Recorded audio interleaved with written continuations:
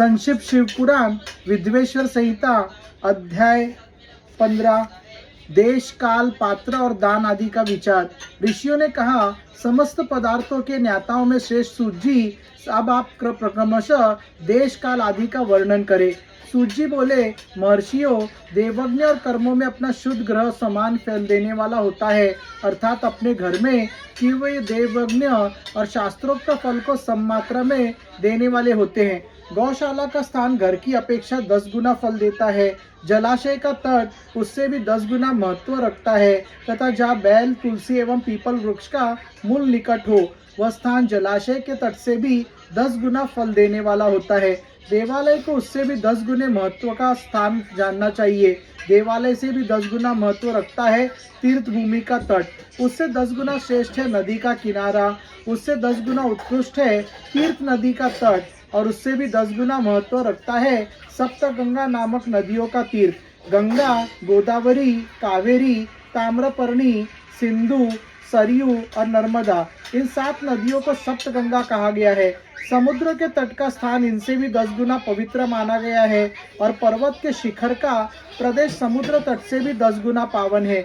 सबसे अधिक महत्व का वह स्थान जानना चाहिए जहाँ मन लग जाए। यहाँ तक देश का वर्णन हुआ। अब काल का तारतम्य बताया जाता है।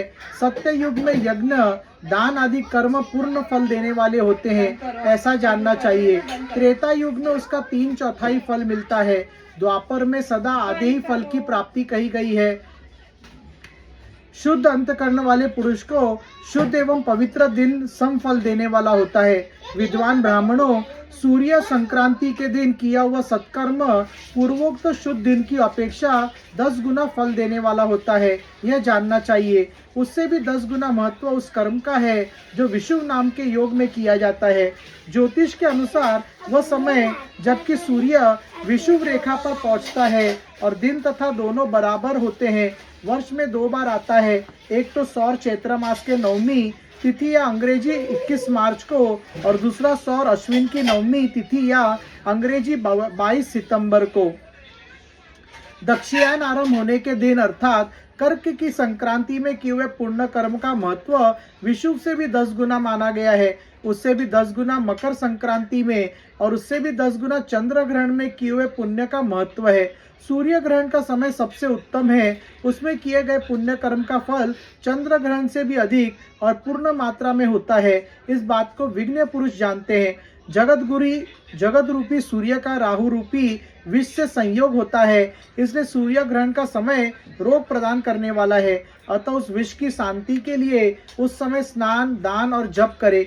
वह काल विष की शांति के लिए उपयोगी होने के कारण पुण्यप्रद माना गया है। जन्म नक्षत्र के दिन तथा व्रत की पूर्ति के दिन का समय सूर्य ग्रहण के समान ही समझा जाता है, परंतु महापुरुषों के संग का काल करोड़ों सूर्य ग्रहण के समान पावन है, ऐसा ज्ञानी पुरुष जानते मानते हैं। तपोनिष्ठ योगी और ज्ञाननिष्ठ यति ये पूजा के पात्र हैं, क्योंकि पापों के नाश में कारण होते हैं। जिसने 24 लाख गायत्री का जप कर लिया हो, वह ब्राह्मण भी पूजा का उत्तम पात्र है। वह संपूर्ण फलों और भोगों को देने में समर्थ है। जो पतन से त्राण करता अर्थात नरक में गिरने से बचाता है, उसके लिए इसी गुण के कारण शास्त्र में पात्र शब्द का प्रयोग होता है। वह दाता पात्र से त्राण करने के कारण मात्र पात्र कहलाता है। पतनायत्रत्य इति पात्रम शास्त्रे प्रयुज्यते, दातुश्च पातकात्रण पात्रमित्याभिधेयते। गायत्री अपनी गाय का पतन से त्राण करती है, इसलिए वह गायत्री कहलाती है। जैसे इस लोक में जो धनहीन है वह दूसरे को धन नहीं देता, जो यहाँ धनवान है वह दूसरे को धन दे सकता है, उसी तरह जो स्वयं शुद्ध और पवित्र आत्मा है वही दूसरे मनुष्यों का त्राण या उद्धार कर सकता है। जो गायत्री का जप करके शुद्ध हो गया है वही शुद्ध ब्राह्मण कहलाता है। इसलिए दान, जप, होम और पूजा सभी कर्मों के लिए वह शुद्ध पात्र है। ऐसा ब्राह्मण ही दान तथा रक्षा करने के पात्र रखता है। स्त्री हो या पुरुष, जो भी भूखा हो वही अन्नदान का पात्र है। जिसको जिस वस्तु की इच्छा हो उसे वो वस्तु बिना मांगे ही दे दी जाए तो दाता को उस दान का पूरा फल प्राप्त होता है। ऐसे महर्षियों की मान्यता है।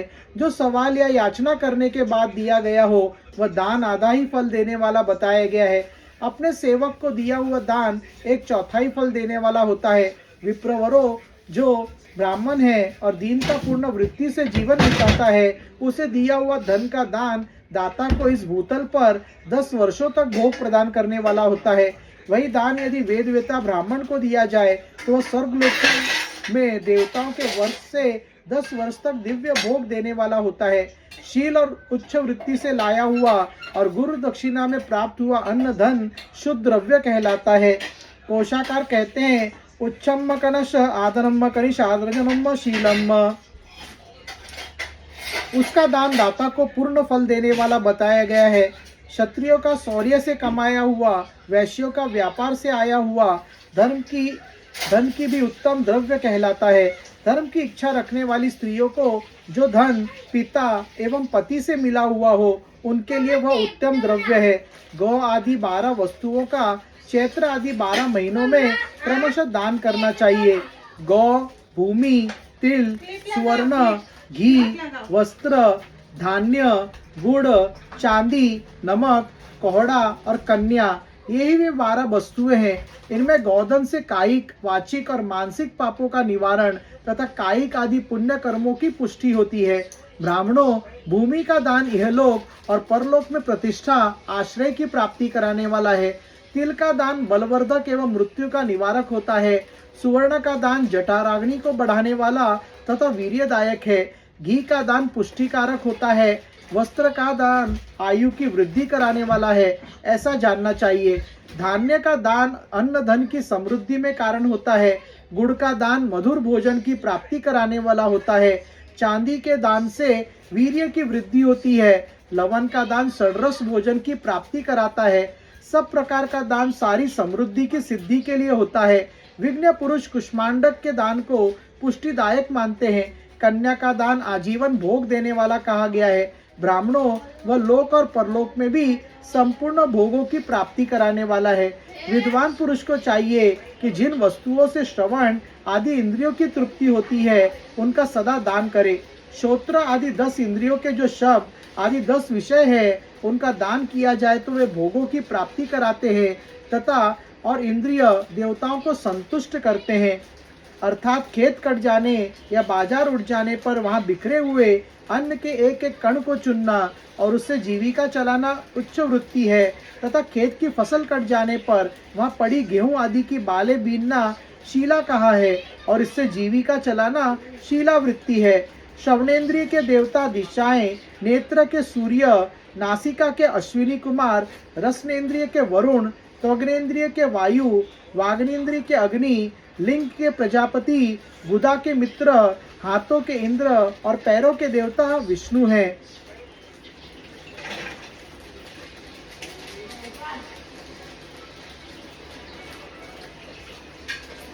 वेद और शास्त्रों को गुरु मुख से ग्रहण करके गुरु के उपदेश से अथवा स्वयं ही बोध प्राप्त करने के पश्चात जो बुद्धि का यह निश्चय होता है कि कर्मों का फल अवश्य मिलता है, इसको उच्च कोटि की आस्तिकता कहते हैं।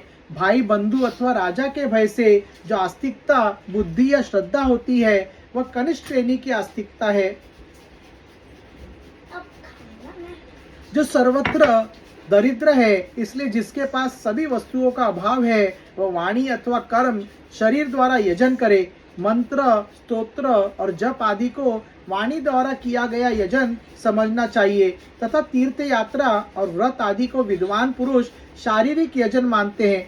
जिस किसी भी उपाय से थोड़ा हो या बहुत देवता तर्पण बुद्धि से जो कुछ भी दिया जाए अथवा किया जाए, वह दान या सत्कर्म भोगों की प्राप्ति कराने में समर्थ होता है। तपस्या और दान, ये दो कर्म मनुष्य को सदा करने चाहिए तथा ऐसे ग्रह का दान करना चाहिए जो अपने चमक दमक या सफाई और गुण सुख सुविधा से सुशोभित हो। बुद्धिमान पुरुष देवताओं की तृप्ति के लिए जो कुछ देते हैं, वह अतिशय मात्रा में और सब प्रकार के भोग प्रदान करने वाला होता है। उस दान से विद्वान पुरुष इहलोक और परलोक में उत्तम जन्म और सदा सुलभ यज्ञ दान होने वाला भोग पाता है। ईश्वरापर्ण बुद्धि से फल से यज्ञदान आदि कर्म करके मनुष्य मोक्ष फल का भागी होता है। संक्षिप्त पुराण विद्वेश्वर संहिता अध्याय 15 शिव शंभो भोलेनाथ।